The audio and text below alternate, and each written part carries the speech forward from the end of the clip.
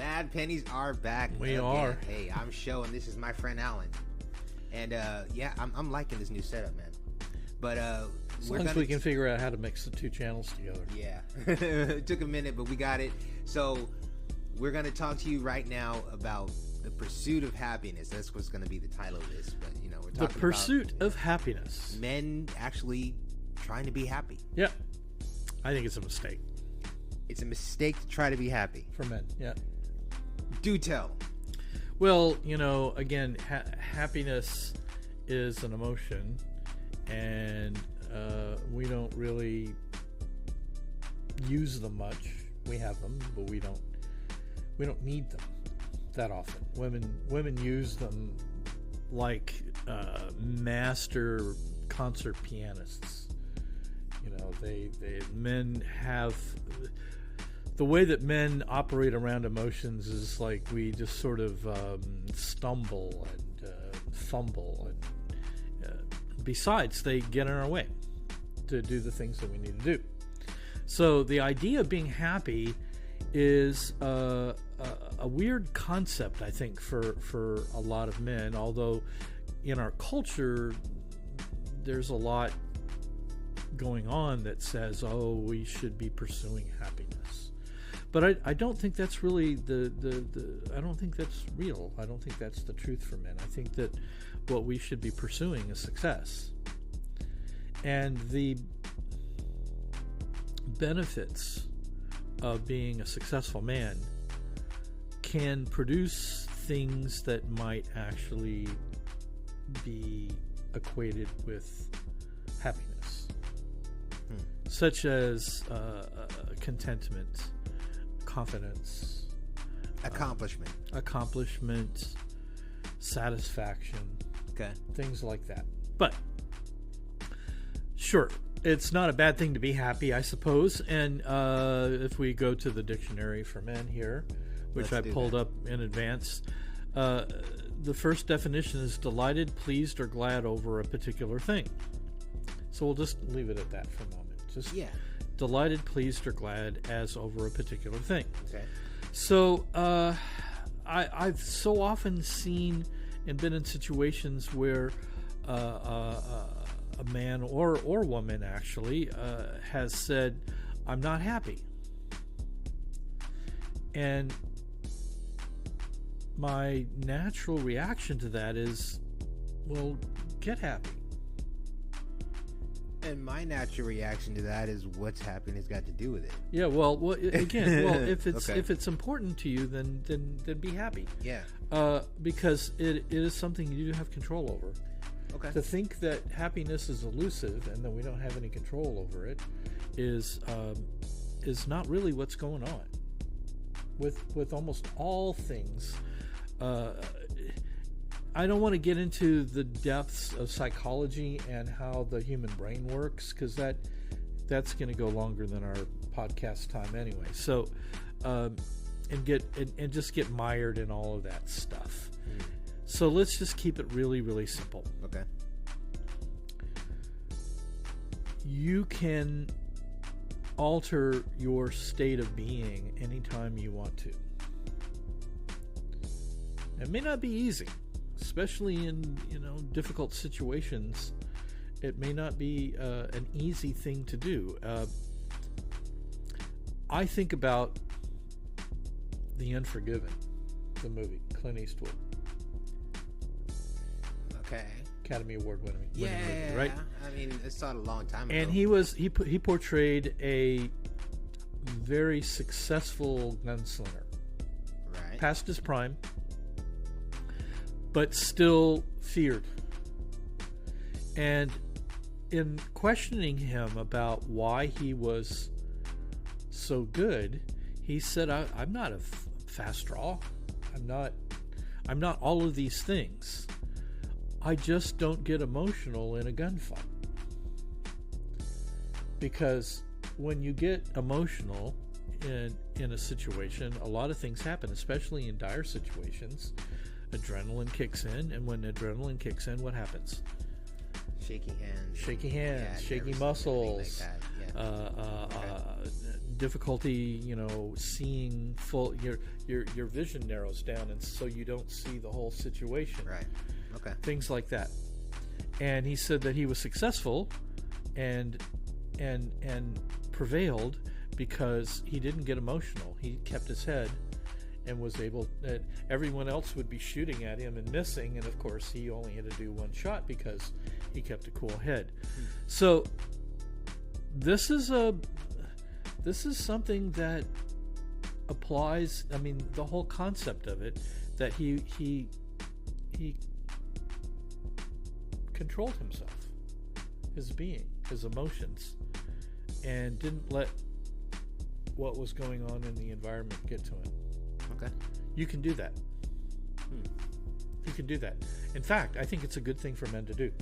And that's how you pursue happiness. Well, here's the thing. If you want to be happy, then be happy. Now, a very a wise teacher of mine many years ago gave me, I think it's a Chinese proverb. It may even be a Buddha thing. I'm not really sure. I should actually find out. But I was given this sort of proverb, and it applies. And it goes like this: I'm happy about nothing. Nothing makes me happy. Okay. The play on words, I get it. I'm happy about nothing. Nothing makes me happy. Nothing makes me happy. So if you want to be happy, then be happy. Otherwise, don't bitch about it. Yeah. All right? Seriously. Yeah. Okay. Because you have the power to be happy or not to be happy. You have the power to care or not care. You have the power to do all kinds of things. And as we've talked about, context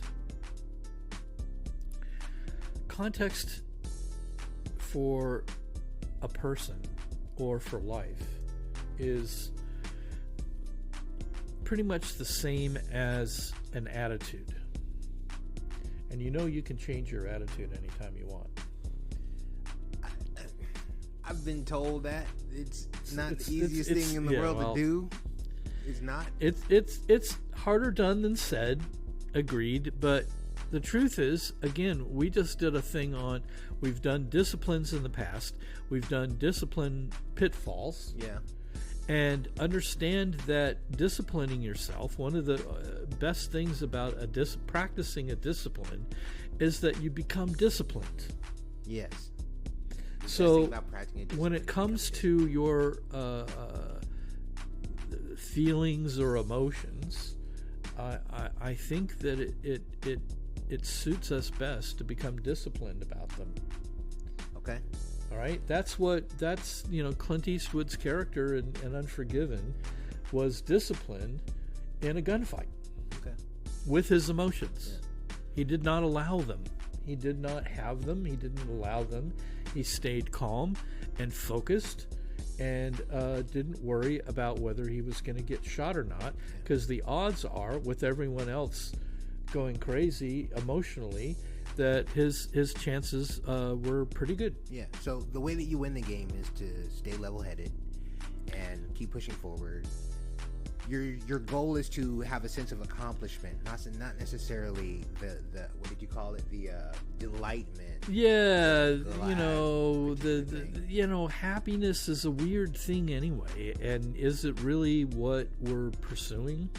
I mean, I know it's in documents that are the foundational documents of our country, but right. I would imagine that from a human rights standpoint, that we all have the right to pursue a good life, right? A good life, something worth living. And is that happiness? I suppose it could be equated to that.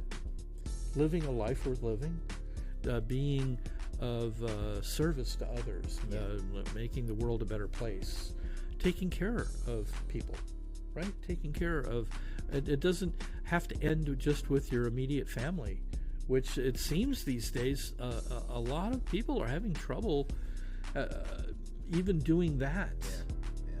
Right? Shooting Very true. and doing terrible things to family members and loved ones. Yeah. But all of that, I think, does produce, when you're actually being of service and taking care of others, that it does produce a measure of satisfaction, of a connection to humanity, right? A spiritual connection to humanity,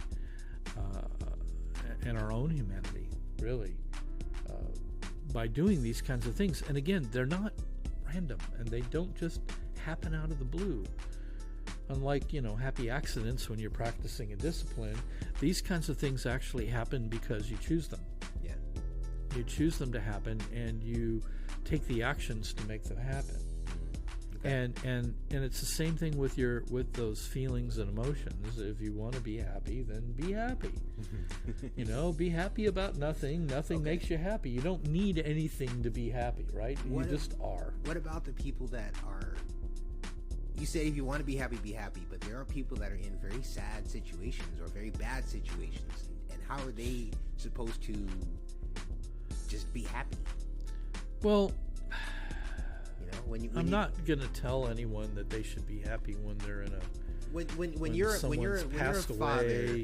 when you're a father and you got a situation where you're really trying to figure out how you're going to feed your kids, and you're going to go through your disciplines and you're going to try to do what you need to do to take care of what you need to take care of. At that point, you're pursuing the accomplishment of feeding your kids. Yeah, that satisfaction of doing the thing. Exactly. You don't have to be worried. You don't worry about being happy. Yeah. You just do your job. Yeah. At that point, your focus is the task at hand. Well, it's doing your job. Yeah. It's doing what you're supposed to do. Okay.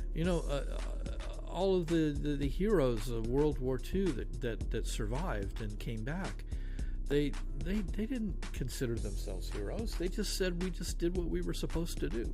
We just did our job. Yeah. And some lived and some didn't. Yeah. Right? So there's no way of determining how all of that turns out. Right? There's no way of determining. So what you do is you do your best. That's why we give you all of these tools. We've given you so many tools on these podcasts that you could use to bring out the very best of who you are as a man in your life, in your relationships, at work, in your career success, in your leadership skills. So, that's what these podcasts have been over the last year and a half, 2 years, is just giving you more and more layers of tools that will allow you to be your best, to be your very best as a man, and all of the situations that a man finds himself. And they're not all happy situations, and who cares, right? Okay. It's just the job. It's just what you're supposed to do. Yeah. And you do that and embrace it. Again, there's a level of contentment and or satisfaction in prevailing. I don't mean winning, because we don't always win, but we can prevail more often than win. And when I say prevail, it means that our attitude, our context is so large that there's no room for any other contexts or attitudes to insert themselves, right? Okay. It's just, if you think about, Gandhi, he was the man. He wasn't just the largest context in the room. He was the largest context on the continent, right? He held a context that was bigger than multiple nations. Which was? A free India. Okay. Religiously, spiritually, economically, politically, on all of those levels, it was all about self-governing, destiny. What he wanted for his people was the release of the oppression of imperialism, basically. And so he held this huge context that prevailed ultimately. It took a while, and a number of fasting that nearly killed him a couple of times, but he was willing to do whatever it took because his context was so large. And because of that, he prevailed. Now, I'm not saying that we've all got in us, well, actually, I do think we all have within us the ability to do that, but not everyone wants to. So, within our own realm, we can have the largest context. Okay. All right. And if that includes being happy, then so be it. So be happy. So be happy. Yeah. Enjoy. But more importantly, regardless of whether you agree with the whole happiness, non-happiness thing, enjoy your life. Okay. Enjoy your life and embrace it. It's special. So, but instead of the pursuit of happiness, it should be a pursuit of accomplishments. I think a pursuit of success. Pursuit of success. And a pursuit of happiness is just an emotion that you may feel once you've reached. You may feel it or you may not. Who cares? Yeah. But definitely the pursuit of being in service to others. And there's something about that. There's something that connects us that makes life worth living. Yeah, I do think people were actually better off when they were working with each other and staying in their community network and working together, building things together. A group of hunters would go out together and bring back their kill and they'd celebrate and everybody would eat and it would be a good time. Yeah. A good time was had by all. Yeah. So, actually, if you really want to get into some of this on a deeper level, you can read some of the Margaret Mead books. Margaret Mead? Yes, she was a anthropologist. Oh, I think we talked about her before. We have. Okay. We brought up her a number of times, and I didn't look it up. She wrote about one of the things that one of the sort of milestone, I wouldn't call it a milestone, but it was a sort of a standard that she had set up some things that determined whether a culture was successful or not. Yeah. And one of those was, are they happy people? Okay. And again, you define it as you will, because like I said, we've said delighted, pleased, glad over a particular thing, but there's another definition characterized by feeling indicative of pleasure, contentment, or joy. Happy. Characterized by feeling indicative of pleasure, contentment, or joy. Okay. Sometimes happiness just comes in the confidence and satisfaction with a particular situation or arrangement, like being successful, having a good life, having loving people and having people that love you back, and things like that, and doing good in the world, and giving your best. Yes. Okay. Right, which we always come back to, don't we? We always come back to giving your best, being your best as a man. So, so like I said, you can look that up. You can look up some of the psychology on it if you want. But more importantly, just understand that happiness is just a weird thing that you don't have to be worried about so much. All right. Now, if you're in the dumps all the time, then maybe you should go and talk to a professional. But for most of us, that it's a choice to come out of it. Yeah. Okay. And I know this because I've lived with PTSD for most of my adult life, and I've learned how to not let it be the determining factor of my life. Right? I've compensated. I've learned how to compensate for it, and we can all do that. We can all compensate for all kinds of things that go on in life that happen that would normally take away from the quality of life. Okay. But it doesn't have to.